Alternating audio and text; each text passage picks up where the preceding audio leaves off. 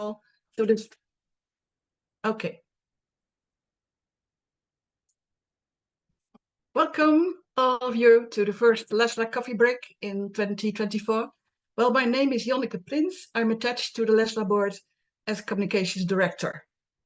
Well, in a moment, I'm pleased to present to you tonight's introducer, Franziska Förster, who is doing a PhD research at the Friedrich Schiller University in Jena, in Germany. But before we get started, a few practical points. Well, please turn off your microphone and camera during the presentation.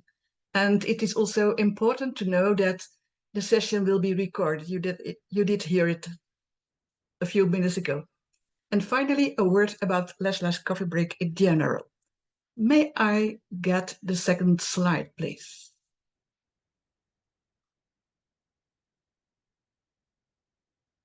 May I get the second? Yeah, thank you. LESLLA began organizing coffee breaks in 2020 during the pandemic.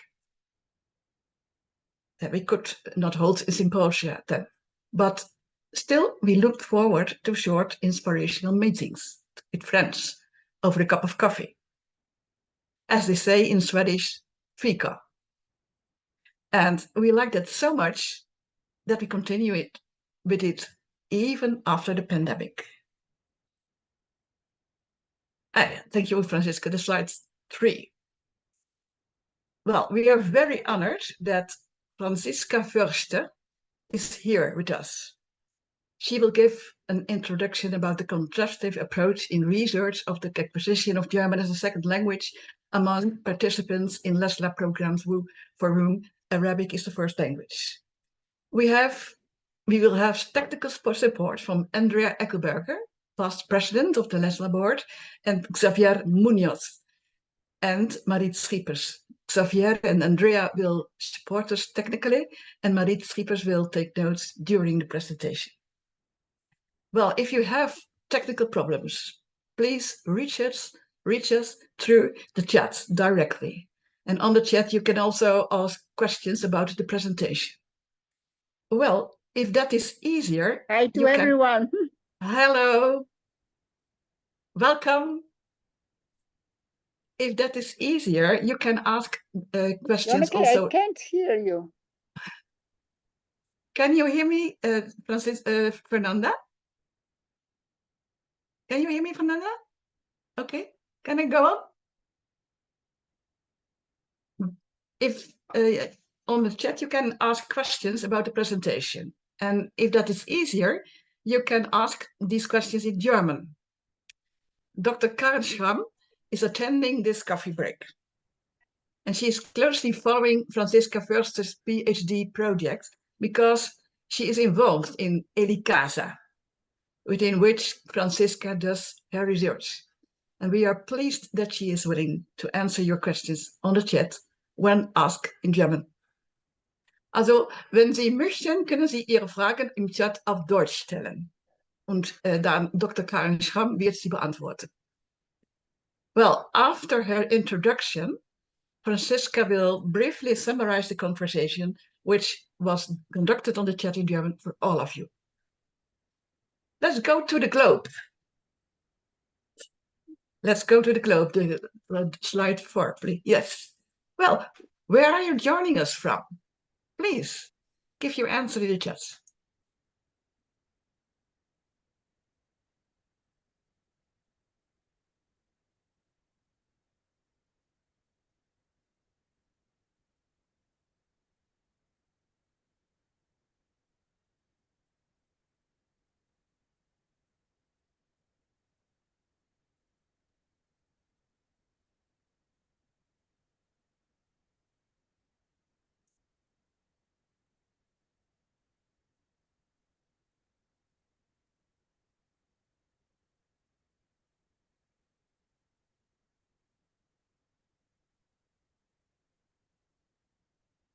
Well, great. I see United States, I see Canada, I see the Netherlands, Italy, Germany, Sweden, Finland, from all over the world, very welcome.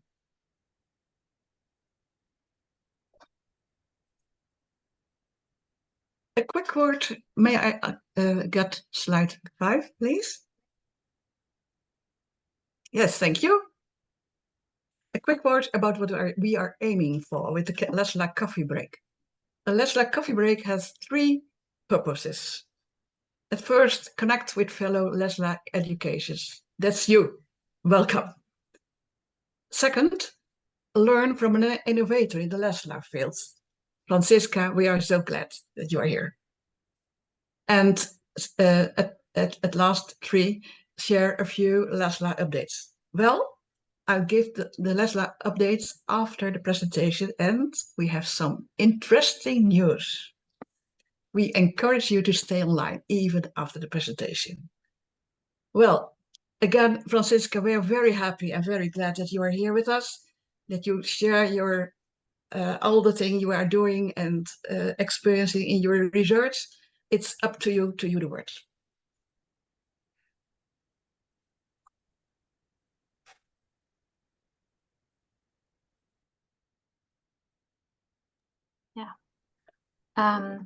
Yeah, thank you so much for this charming and friendly introduction, Jonica.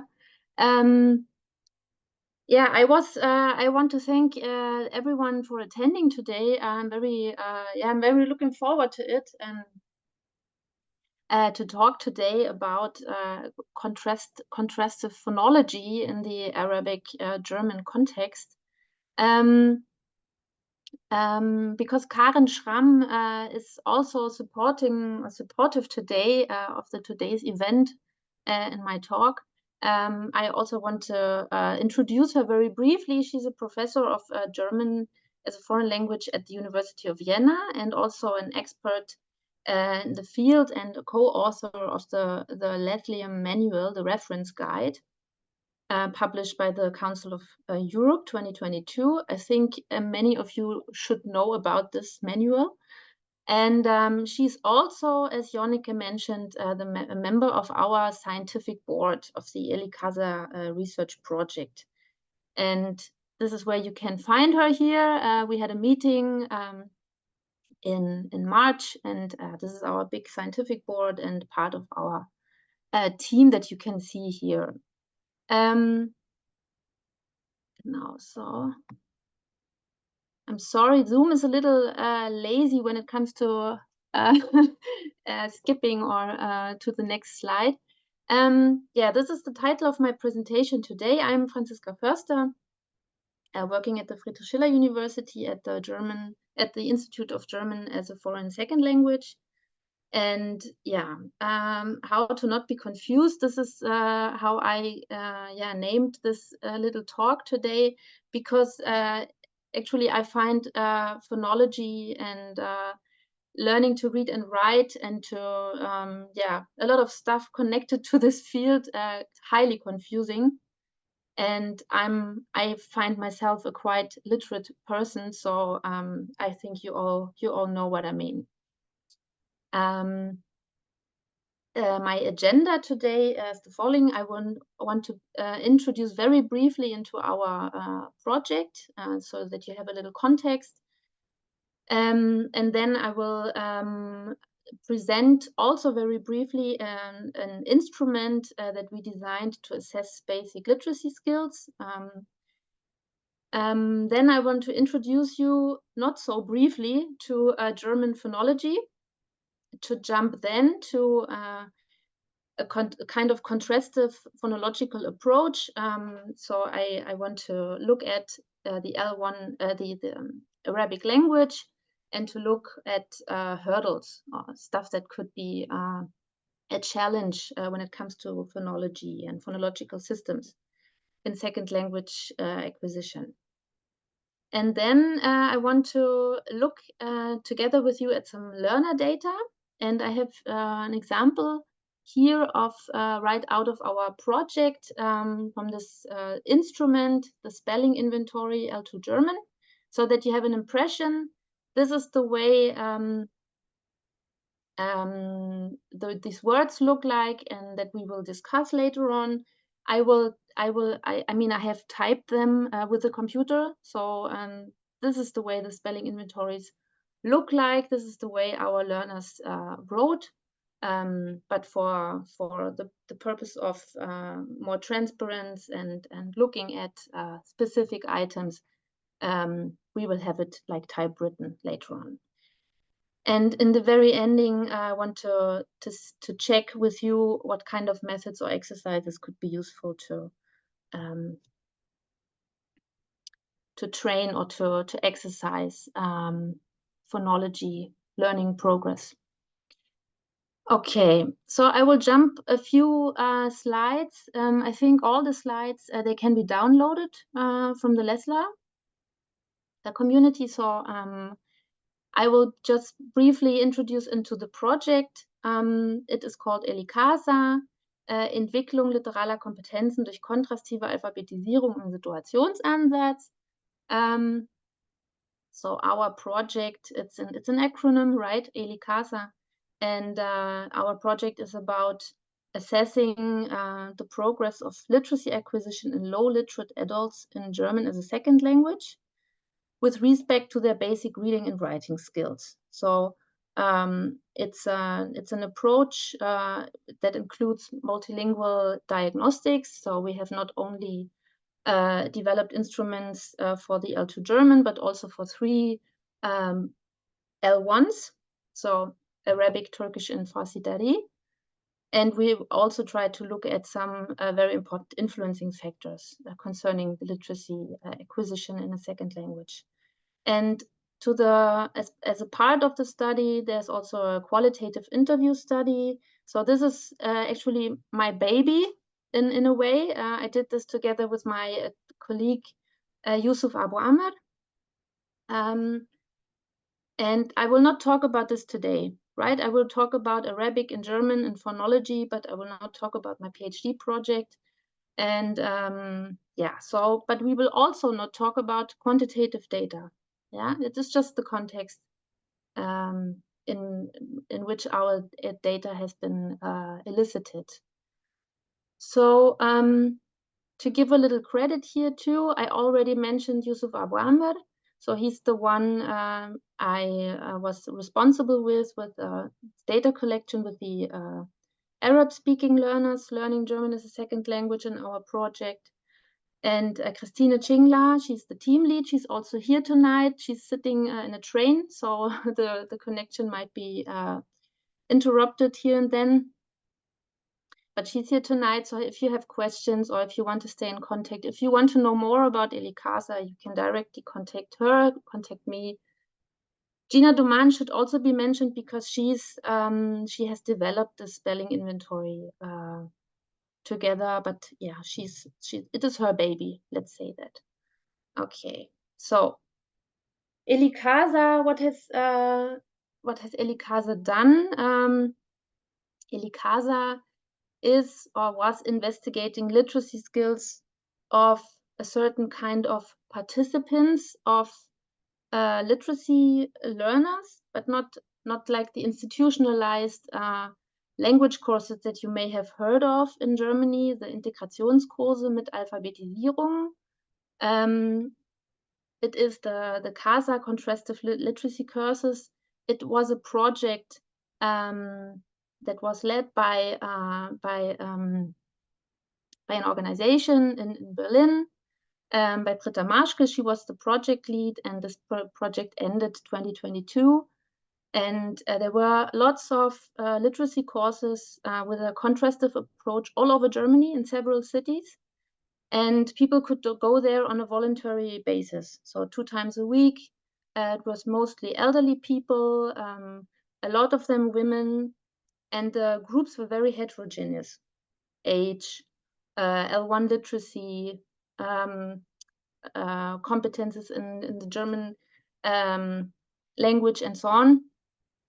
But these groups were very homogeneous when it comes to the L1. So we had an Arabic speaking group, Farsi Dari group, Turkish group, and they were using their mother tongue to learn German together.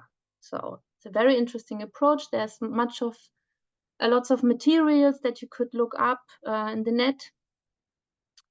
For example, textbooks. Yeah, so this was our target group. This is the group we collected data with. And we did this with a lot of instruments. I would just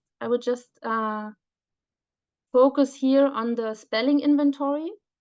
So this is about transcribing, about basic orthography on the word level. And this was our instrument to assess writing skills, basic technical writing skills. And we did this with all 3 language groups. So with the Arabic group, with the Farsi Dari group, with the Turkish groups. And most of them, most of the participants were more than 5 years already in Germany, so no beginners. And what you all also maybe should know is that the KASA courses were in the online mode, because it was, of course, the time of the pandemic.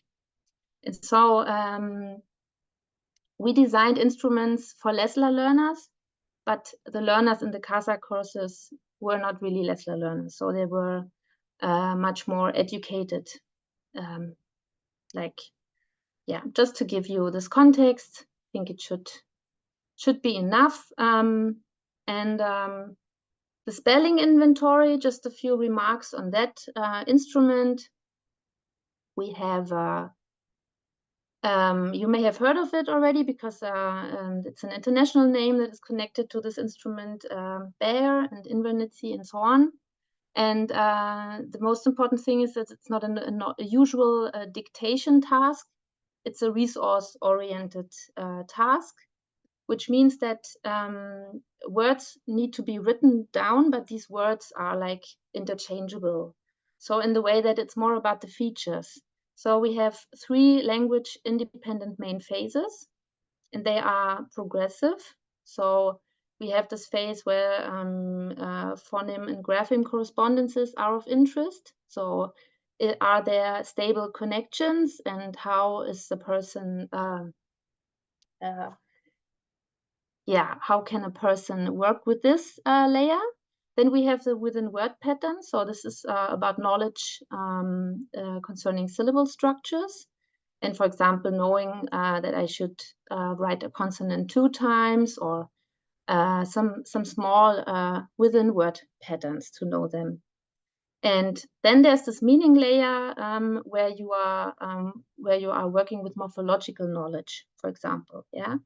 So there's a progression, and the main idea was that this can be applied to any language of the world.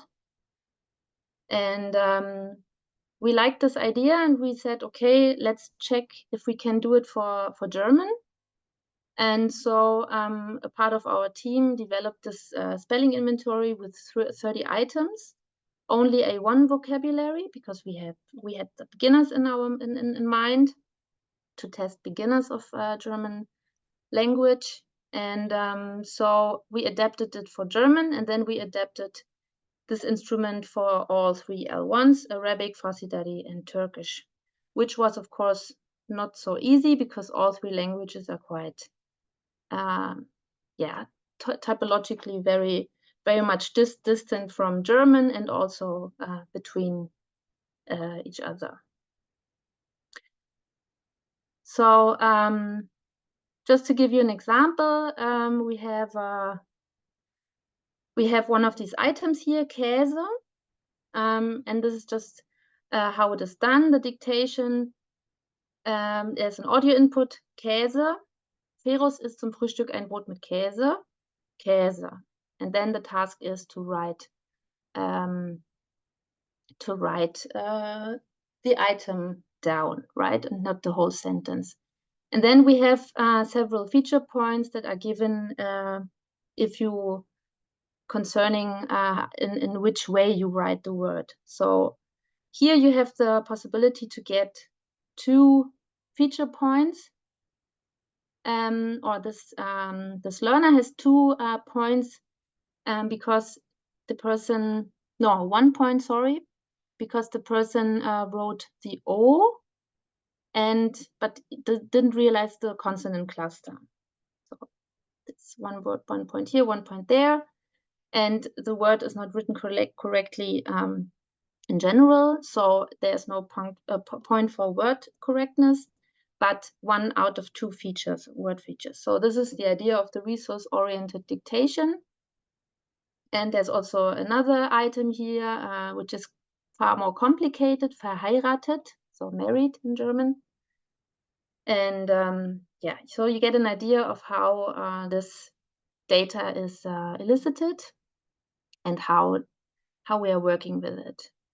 So I'm heading now to the introduction to German phonology, so that we can know a little better what is the object here, what should be learned, right, by our learners.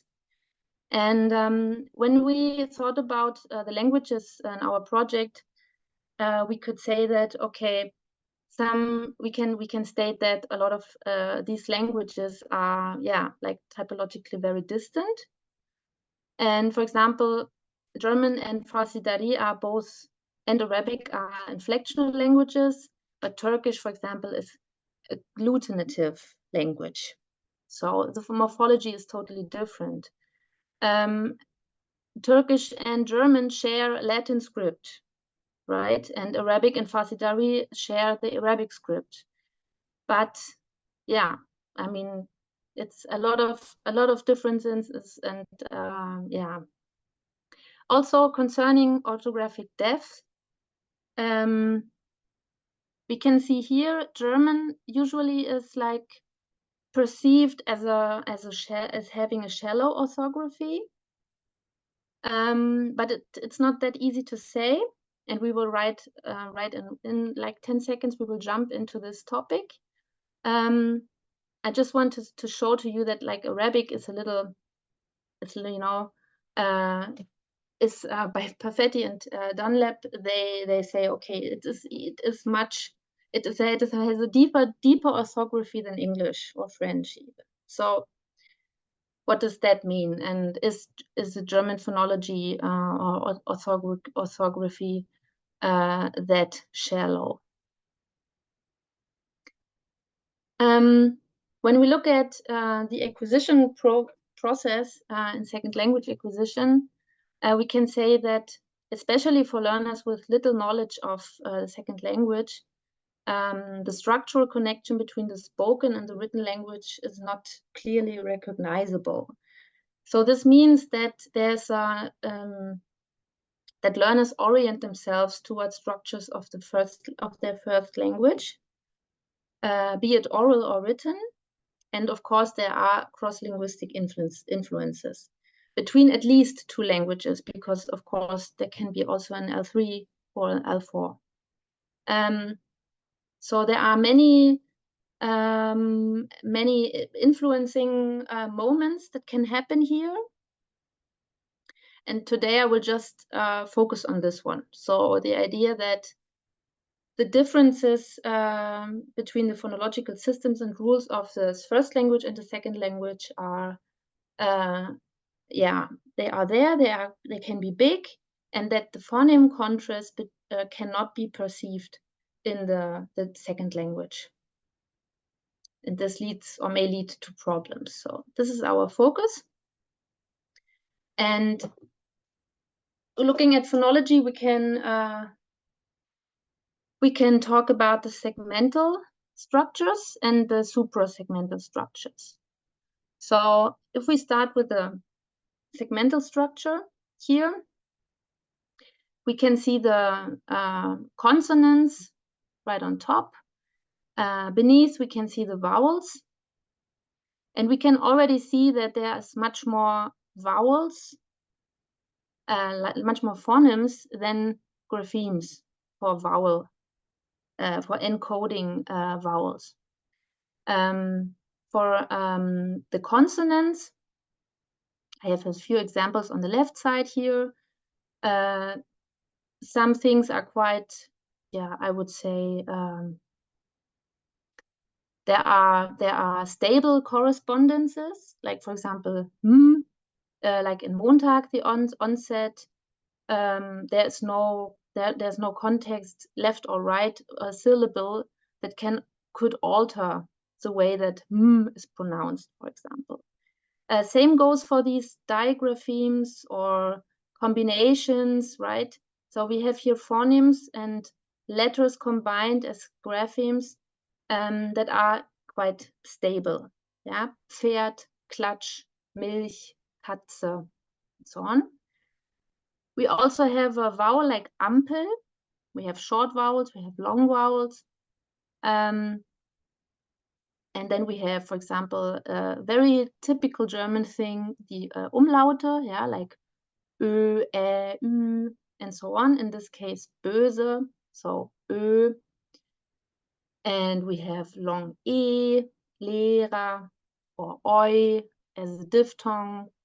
So there's a lot of vowels in the German language, but what we can also see is that the writing is always this, or looks very, yeah, it's there, makes use of the E, but the sound, the pronunciation is very different, and it's because of the reduced syllable. So we say Ampel, böse, Lehrer. So we can say that for consonants, we have a quite unambiguous correspondence of basic graphemes and consonants, but for vowels, it's an more or less ambiguous correspondence between basic graphemes and vowels. And this has pretty much to do with the stress pattern, word stress pattern in German. So this is where we jump to the supra-segmental structure. And one can say we have stressed and reduced syllables in German. And you can say it's loud or still, slow or fast. And here we have them indicated with these smaller and bigger circles. So einen, verkaufen, Verbot, for example. So you have an idea of these common word stress patterns. And there's a rule for how to encode the E here in these reduced syllables. So we can say here in, this is the trochee as the most typical pattern concerning the word stress patterns. And we can see here we always have this schwa, and the schwa is never stressed. So this is a rule, right? And here too, we have this vocalized R, Lehrer, verheiratet. So you can pretty much hear, I think, the A sound, right? Hier böse, singen, Ampel, bezahlt. So this is the schwa.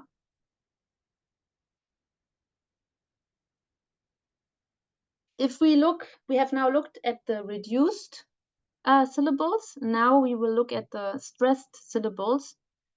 So if we look at the left-hand side, we have words with long vowels and we have words with short vowels. And you have the IPA here, so you can read for yourself. Miete, Mitte, Bet, Bet, Spuken, Spucken. So there's just a tiny difference between a long and a short vowel, but of course these are different words with totally different meanings.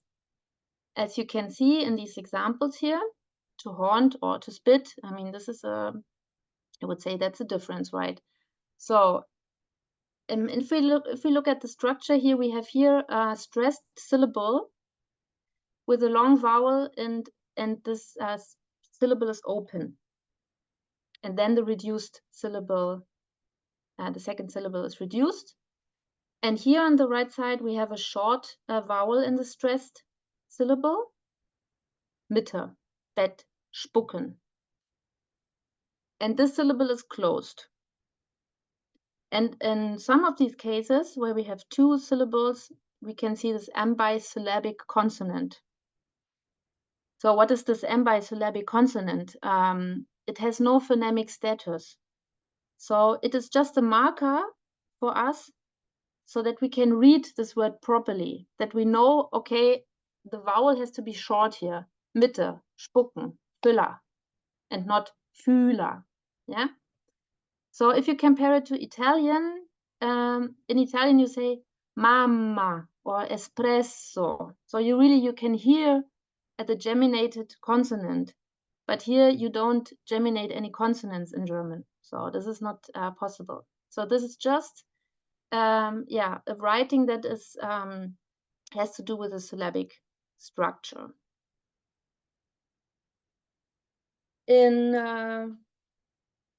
If we jump a little, or if we look a little closer here to these closed and open syllables, we have here the long vowel and open syllable thing. We have already talked about, yeah, like Miete and Mitte. Here's the ambisyllabic consonant. And then you have some more examples here, like Käse, bezahlen. So the idea of this visualization with the little house model here is that there's room. A room is free. You can see that there's a room free for the long vowel. Bezahlen, Käse. So in contrast to Zettel, schmecken. But also in contrast to klatschen. So here you have no space left because there's a consonant at the end of this first syllable. And then there's another pattern. It's the long vowel in open syllable. But then there is this H here, ha. It's a so-called hyphenating ha. And the only purpose is here that it is the overseer of two vowel graphemes that should not be looking at each other. So if you look here, Mühe or sehen, you can see these two vowels, right? So the idea is also here to help the reader that is two syllables and that this should be separated, right? That we have two syllables here. Mühe, sehen. But it has also no phonemic status, no quality, this ha. So these are quite special things that we have in German. Maybe you can also say something about your the languages that you know. But it is, of course, it is something that is sometimes overseen, I think, also from teachers teaching German or literacy in German. Yeah, so I will not go into this topic here. It's about the morphological principle. It's beyond phonology. And it just the idea that just as the syllabic structure was now being dominant, now the syllabic structures are dominated by the morphological principle. So this is the idea here that we could write the plural of houses, Häuser, house, Häuser. We could write this way, but we write it this way. Why is that? Because here the script wants to remind us house, Häuser. So it is connected. It's the same morphemes. So, but of course, the learner also has to know that, right? So I hope you're still with me, because now it's going to be about Arabic. So, yeah. So I'm going to contrast now the German phonology and the Arabic phonology, and I hope it's not confusing for you. So we can see here that German has 16 or 17 vowel phonemes, and this in itself is a challenge for many L1 speakers, right? Not only for Arabic speakers. So, and you can see them here. You can see that a lot of them are very close neighbors. So it's not very easy to discriminate them, yeah. And unlike consonants, vowels are perceived continuously instead of categorically. And because of this continuous articulation and perception, yeah, they are very much, learners are puzzled, you know, and a lot of them are just replaced and changed and so on. So we will see this in the material, in the data. All of the things that I have told you now was a lot of stuff about vowels and syllabic structures and how vowels and the stress patterns are working together. And now if we look at Arabic, it's really a drastic difference, because in Arabic there's only 6 vowels. Actually it's 3. We have 3 long and 3 short vowels. A, I, U and A, I, U, compared to the German phonological system. Then there's 2 semi-diphthongs, but all in all, there's only 6 sounds that are shared between German and Arabic. And this is not much, right? Because you have to learn 13 different vowels when you are learning German with Arabic as your first language. And the thing is, I know that in Syrian, for example, there's also a long E and a long O. It's in the Syrian dialect. But it doesn't mean that E and O, as very common phonemes in German, can also be perceived by Arabic-speaking learners learning German. Because vowels don't have the same status in Arabic than in German. In Arabic, really, all that matters are consonants. It has to do with the morphology of Arabic, and I'm not going to go into this topic, but what can be or what should be remembered today is that in Arabic you have very few distinct vowels, but you have a high allophonic variety. And in German you have many distinct vowels, but only a very few allophones allowed. So I think this leads to a lot of confusion and to a lot of challenges when learning German as a second language. Yeah, because the focus is not on the vowels for an Arab speaker. So let's look at the consonants in the Arab phonology. And we can see here in the alphabet that we have 28 graphemes, and they are all representing consonants.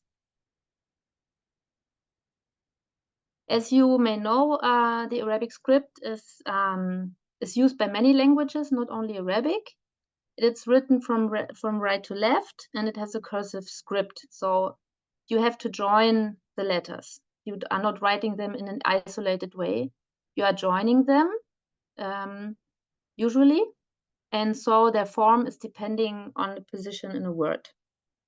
So, and the most important thing is you have a consonantal script. So we are just writing long vowels with consonant graphemes that are like borrowed to write long vowels. So these 3 are actually also consonants, but they are borrowed to write long vowels. And short vowels are not written at all. So this is another reason why there is no good focus on vowels. You know, it is really hard, yeah, to get that, I believe. So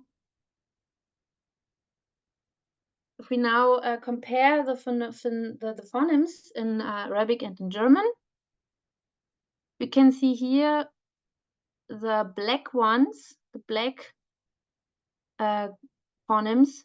This is IPA, right? IPA script. They are shared by German and Arabic. It's some. And then we have the blue ones. These are only there are phonemes only in Arabic. So you can see here that Arabic is a very glottal or throat-oriented language. right? So a lot of things are happening right in the back, like the prominent ein or ha or ha and so on. And in German, the ones the phonemes in red here, they are only in German. Phonemes only present in German. And you can, of course, you can see here ch, and for example, as a neighbor of b, so the voiced and the devoiced phoneme here, as well as and g. So these may lead to confusion, for example, and also these here.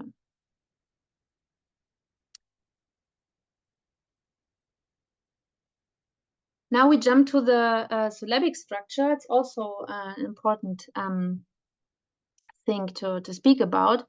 In German, we have a very complex syllabic structure, as you can see in the examples here.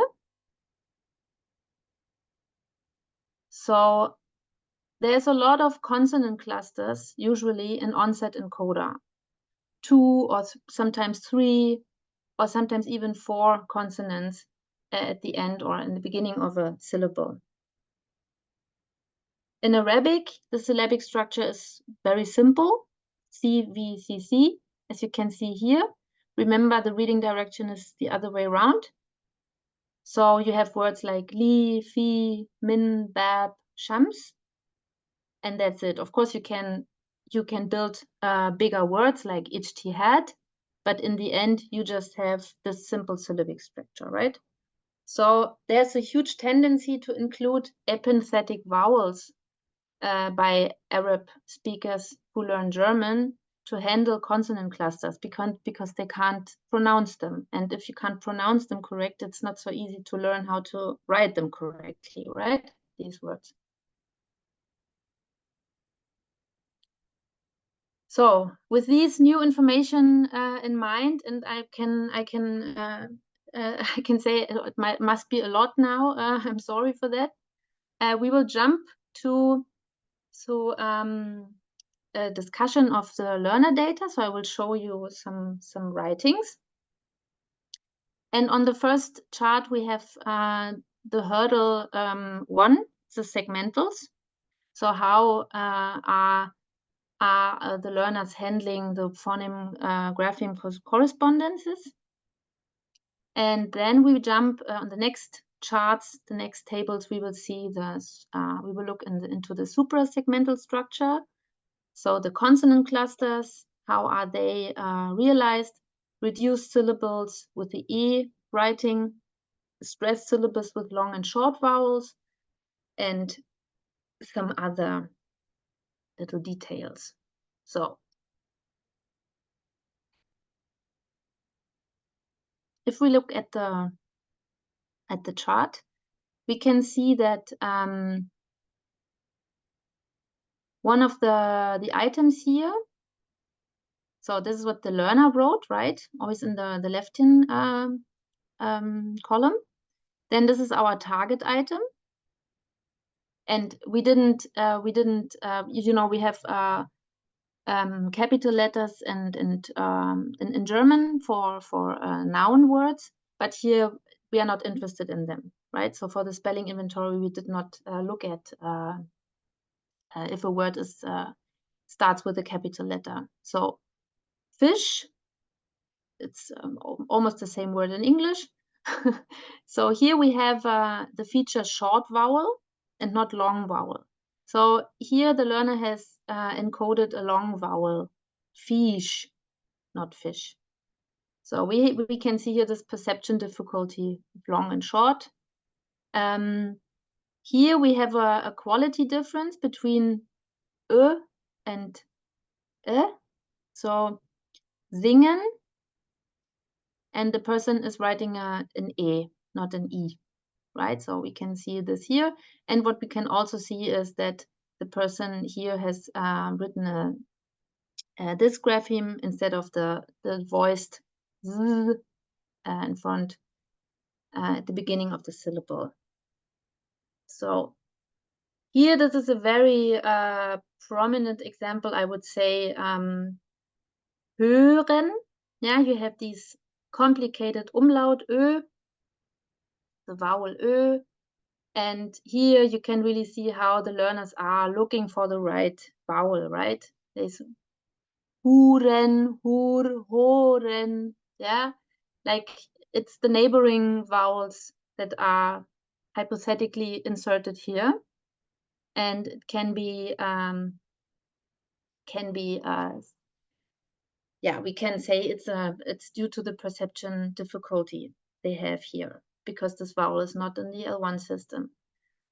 And here we can see that because we have the feature is P, and I told you P is not in the Arabic phonological system. So here the person is writing Utetzen instead of Putzen.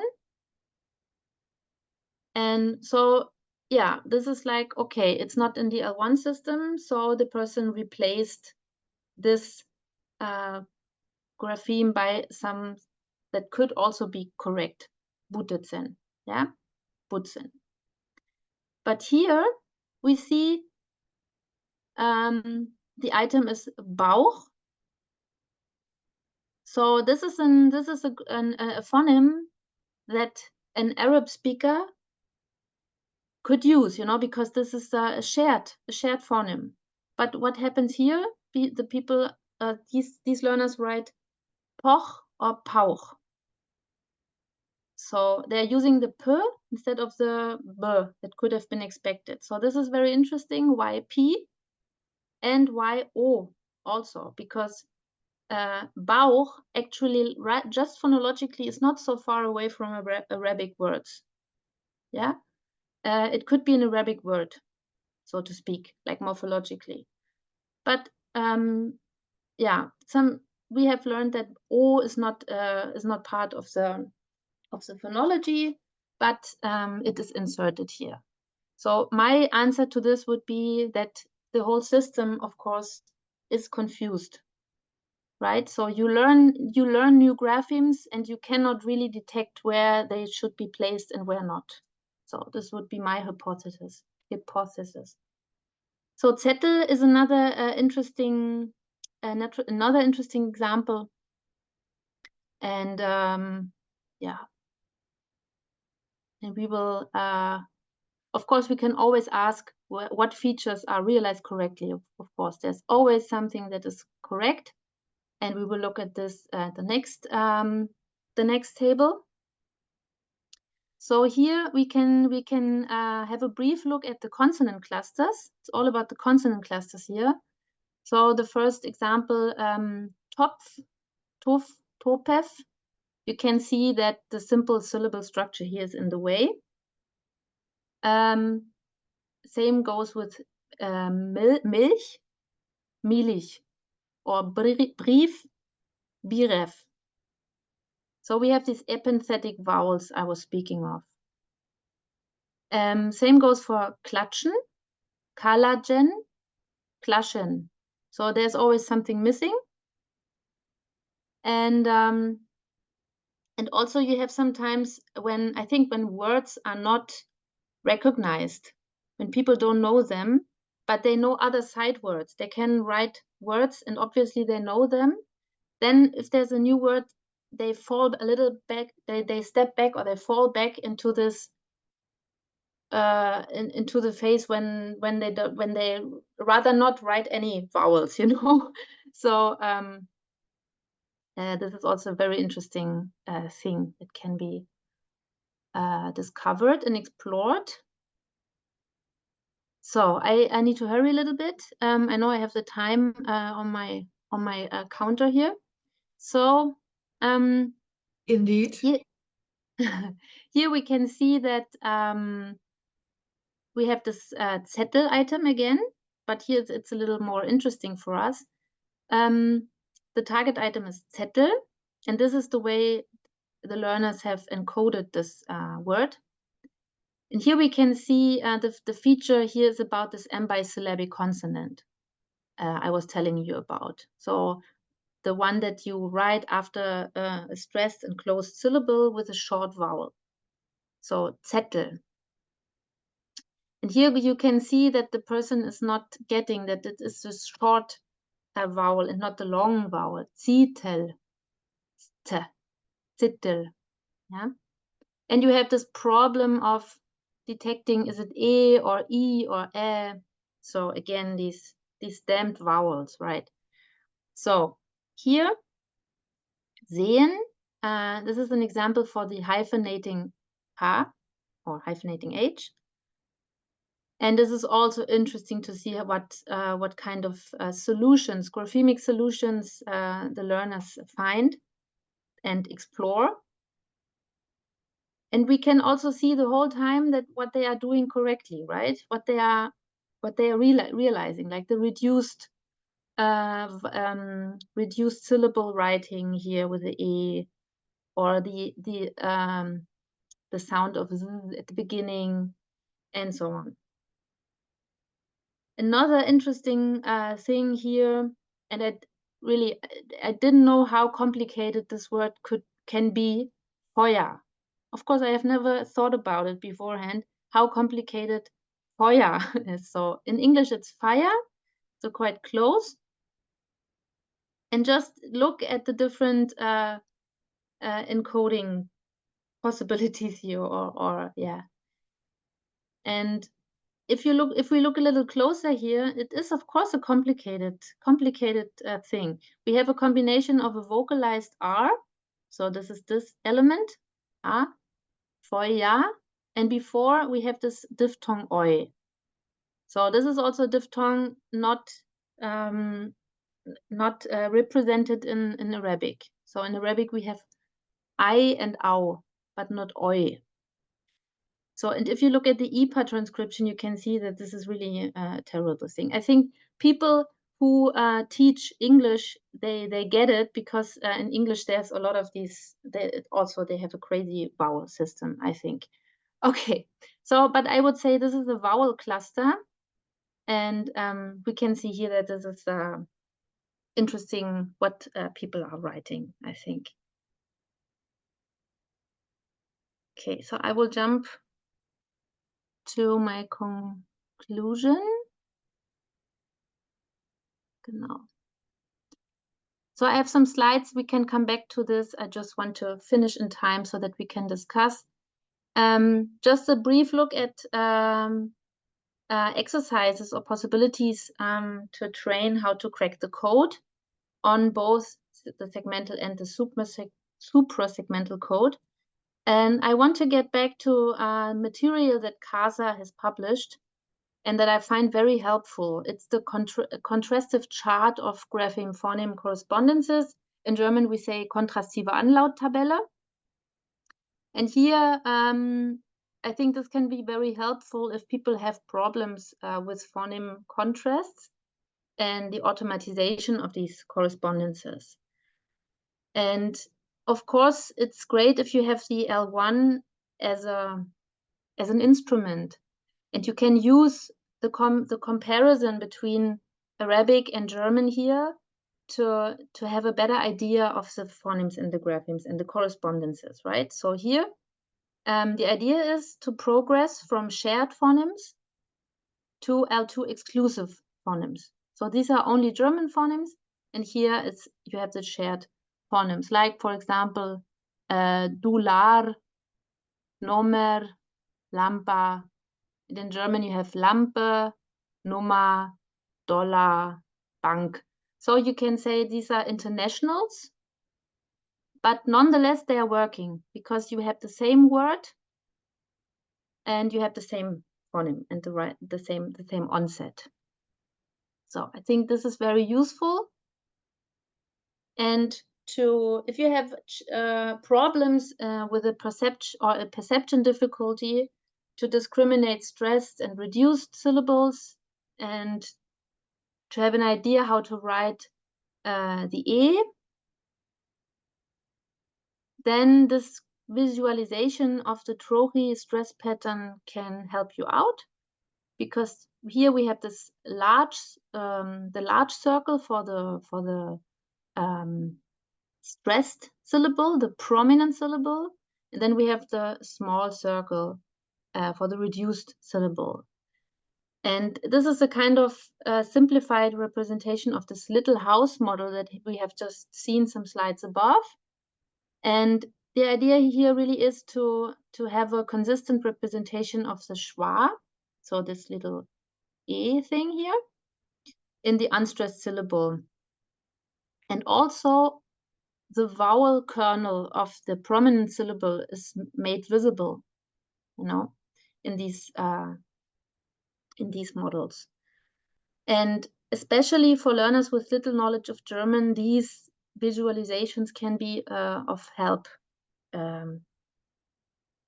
Yeah, I think, and also a lot of other authors think.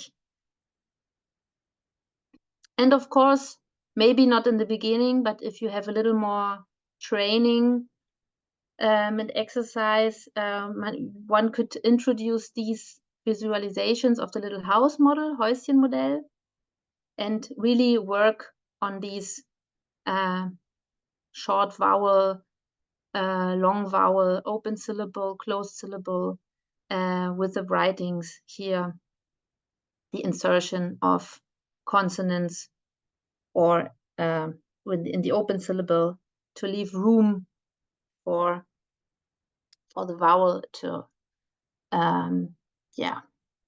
to be pronounced in a certain way, like Käse, right?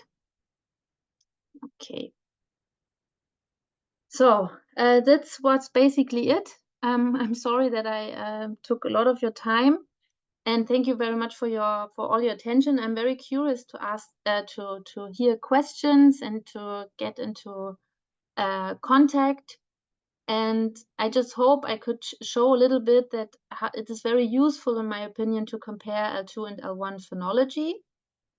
And in this way, we can explore a lot of the hurdles that second language learners need to take, especially LESLLA learners. And yeah, that it pretty much helps to understand their efforts better, and to, yeah, of course, to acknowledge them, and to also notice slight steps of learning progress, because we have to really look into what they are writing there. You know, not only see mistakes all the time. Yeah. Okay, so thank you.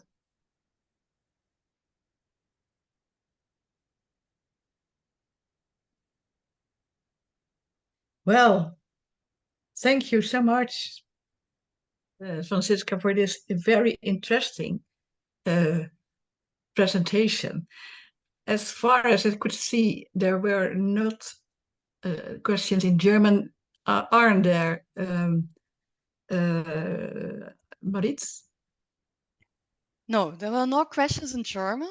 Luckily for me, Franziska, because I don't really speak German, there were not really questions. So I think that must mean that your presentation was very clear. There was some words of praise from Andrea. What a fantastic teaching suggestion, and also Xavier. So I don't know if there's anyone in the room, and I don't know if there is any time left for questions, Janneke. So it's up to you. Well, perhaps we take some time to have room for some questions to Franziska. Yeah, I'm reading the chat right now, so thank you. Okay.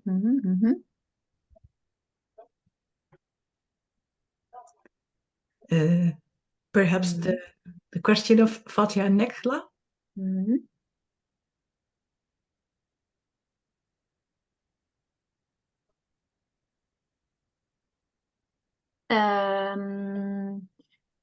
Fatiha, I cannot really. I'm not sure if I get the question right. Maybe you can help me out and comment a little bit what you mean. Yeah, sure. You showed us words where they write extra vowels between the consonants where there are none. Like the epenthetic vowels, you mean? Because there are so many consonants in the words. Yeah, and then they do that in Dutch too. They see a word like eerst, and they put in some extra vowels, mostly e's. So I don't know, do you have a solution for that? I see where it comes from. Like with milch. They put in the extra e, but how can you help them to not do it? Yeah, so I must acknowledge I'm not an experienced LESLLA teacher, so I don't have an experience-based answer here. But my idea would be maybe some other people have ideas here in this room. But my idea would be to to use these visualization techniques. Like here, the one, like the one of Henrike Pracht. Here is it's about the schwa, right? So to see or to get this pattern that there's in the reduced vowel, you have the small böse, and you need to write it.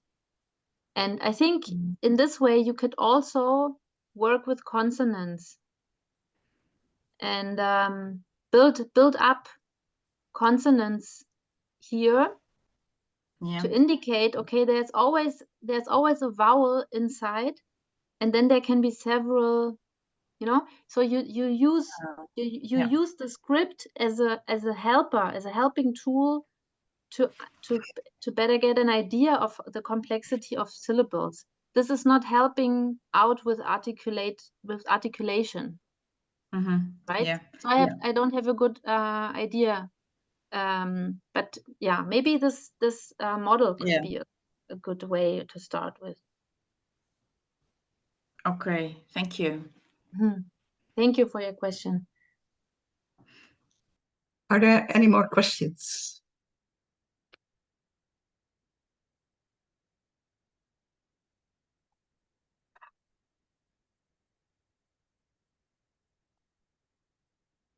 Well, Franziska. Veronique. Sorry, I was looking for the little hand. My real hand went first. Thank you for the presentation. It was really interesting. I'm wondering, because like French orthography is not easy. So teachers spend a lot of time into going grapheme, phoneme, and having the students write or read correctly. But sometimes they also do spend a lot of time on sounds, for example, that don't really make a difference in real life if they're pronounced well or not, or if they're written correctly or not. Understandability of the written or oral production is not in danger because of some sounds not well pronounced or written incorrectly. Do you have some kind of priorities on what you're working on, or it's more like, how do you prioritize what you should focus on first? Am I maybe not clear? Yeah, as I told you, I'm not a teacher, so I don't have to prioritize here because I don't have learners and I'm not responsible to think, I just find it so interesting to have this data and to look at it in an exploring way, like, or to, like, with my background knowing Arabic, where can I find Arabic here? Or is it due to Arabic influence, or am I just dreaming? Is it too much? Is the contrastive hypothesis is not that modern anymore? So we shouldn't be too keen on finding something just because we want to find it. But yeah, prioritizing, I would say. The idea to say in German we have this Trochi as a very, very typical pattern, and there are, of course, there's more, but to get an idea in the first place and to start with this structure is a good one, because there's a lot of words having this pattern. And if you get the idea here, then it is easier to transfer this idea to other kind of word stress patterns. Yeah. So, and the idea here is that you have a quite consistent rule. Yeah. But of course, all the traditional teaching methods, also in primary schools, they were very much focused on the grapheme phoneme correspondences. And then people were saying, yeah, just you have to listen correctly. Lehrer. You know, and this is stupid, you know, because if you listen correctly, you are writing Lehrer with an R at the end and not with ER. So you really have to work on this, because a lot of children don't get it because of reading a lot. They have to be instructed. So I think we need to find clever ways to combine phonology and graphematics, and to establish a good connection here. But also, of course, we have to work meaning oriented. So if they, you know, if I don't know the word böse or Lehrer and it doesn't mean anything to me, then also it's not a good word to learn or to have an exercise with. So it's a challenge, you know, to combine these different approaches. And yeah, I think I learned French in school, and yeah, it's a very deep orthography. Yeah. Yeah, well, thank you. It's really interesting in the work and that very specific context that you have. Like, you can work with you study with 2 languages, and then you can work with those 2 languages, and teachers that have a lot of students coming from those origins, it's easier for them to work with those structures, comparative structures that are really rich for the students, and then all that idea of having meaning, like working on language that means something, then with using the L1, it very quickly means something. So it's really helpful. It's really interesting. Thank you so much. Yeah, thank you. Okay, thank you all for this. Thank you, Franziska, for your very interesting presentation. And well, we are coming to the end of the coffee break. Thank you all for your participation, for the questions you asked and the responses you gave. And a summary of this coffee break will include a recording of this session, and the PDF of Franziska's presentation will appear on our website within 2 weeks. Mariet and I will go on to work. And first, we have some updates from LESLLA. There's not much time, but one I would like to present to you. We have great news. The 20th LESLLA Symposium will be held in Quebec City, Canada, 2025, June 4, 5, and 6. So save the dates. More information will appear on our website. Well, thank you, Franziska, for your very interesting presentation. Thanks again. Thank also Karen Schramm for joining with us. And many thanks to Xavier and Andrea for your technical support. Thanks to you, this international online meeting was possible. Thank you, Mariet, for taking notes and making the review on our website.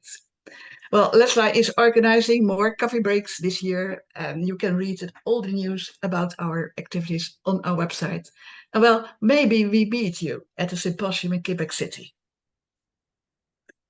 Thank you all. Yeah. Thanks to you all. Thanks a lot. Sorry that I took too much time and shortened the discussion. I'm sorry.